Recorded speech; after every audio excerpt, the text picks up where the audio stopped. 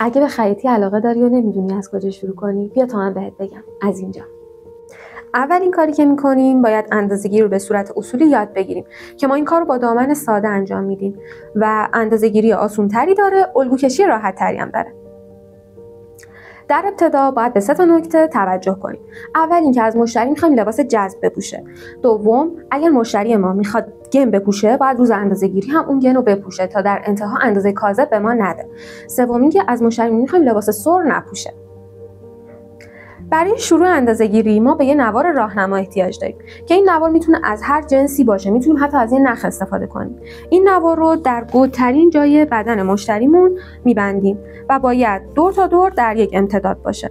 حالا اگر مشتری ما بدن مربعی شکلی داشت و نتونستیم تشخیص بدیم گودترین جای بدنشو، ازش میخوایم دستشو به حالت 90 درجه بگیره.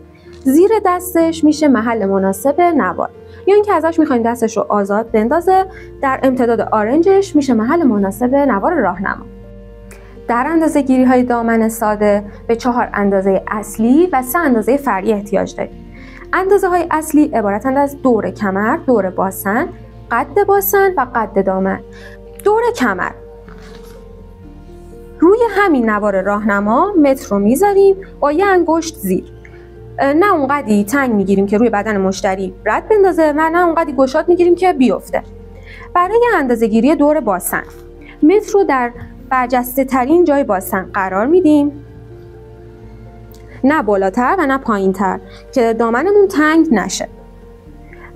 به فرض اینکه مشتری ما شکم برجسته‌ای داره، ازش میخوایم که یک خطکش رو در راستای شکمش بگیره و به این صورت اندازه رو ثبت میکنیم. اگر مشتری ما باسن خیلی برجسته‌ای داشت یا شکم خیلی برجسته‌ای داشت و دامن آزادتری خواست، متر رو به صورت 8 به سمت نافش بالا میاریم و این اندازه رو ثبت میکنیم. برای اندازه‌گیری قد باسن ما این کار رو از پهلو انجام میدیم. متر رو از نوار راهنما تا برجسته ترین جای باسن میذاریم و اندازه میزنیم. این اندازه میتونه بین 18 تا 25 در افراد متغیر باشه.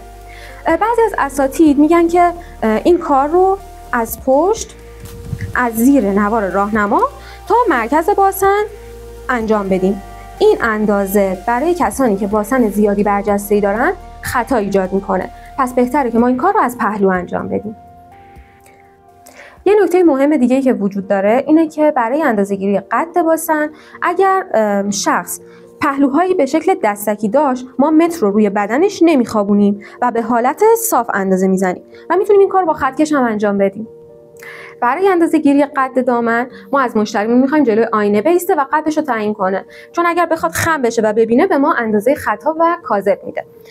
متر رو روی نوار راهنما میذاریم و تا جایی که قد دامن رو دوست داره براش اندازه میزنیم. تا اینجا 4 تا اندازه اصلی رو گفتیم. حالا میخوام بهت 3 تا اندازه فرعی رو بگم که توی الگو کشی خیلی کمکت میکنه. ممنون که تا اینجا همراه هم بودی. لایکش کن تا به من انرژی بدی. بریم برای 3 تا اندازه فرعی.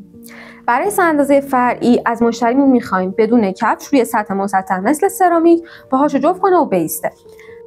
اولین اندازه جلو تا زمینه که ما این اندازه رو در این محدوده ثبت میکنیم. متر رو روی نوار راهنما میذاریم و تا پایین اندازه‌ش رو میگیریم. برای اندازه پهلو تا زمین دوباره متر رو روی نوار راهنما قرار میدیم و تا پایین به صورت صاف متر رو میگیریم و اندازه‌ش رو ثبت کنیم. برای اندازه پشت تا زمین متر رو روی نوار راهنما تا پایین به صورت صاف این اندازه رو میگیریم. یه نکته که اینجا وجود داره، اختلاف این 3 عدد باید بین 2 تا 2.5 باشه. اگر بیشتر شد یعنی که ما نوار رو اشتباه بستیم یا تکون خورده، باید دوباره چک کنیم.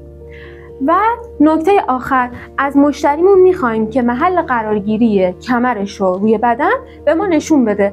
اگر با این نواری که بستیم تفاوت داشت، از زیر این نوار تا محل قرارگیری کمر دوباره اندازه میزنیم و اندازه جدید رو یادداشت میکنیم. این ویدیو رو حمایت کنین و در ویدیو بعدی با رسم الگوی دامن ساده با من همراه باشید.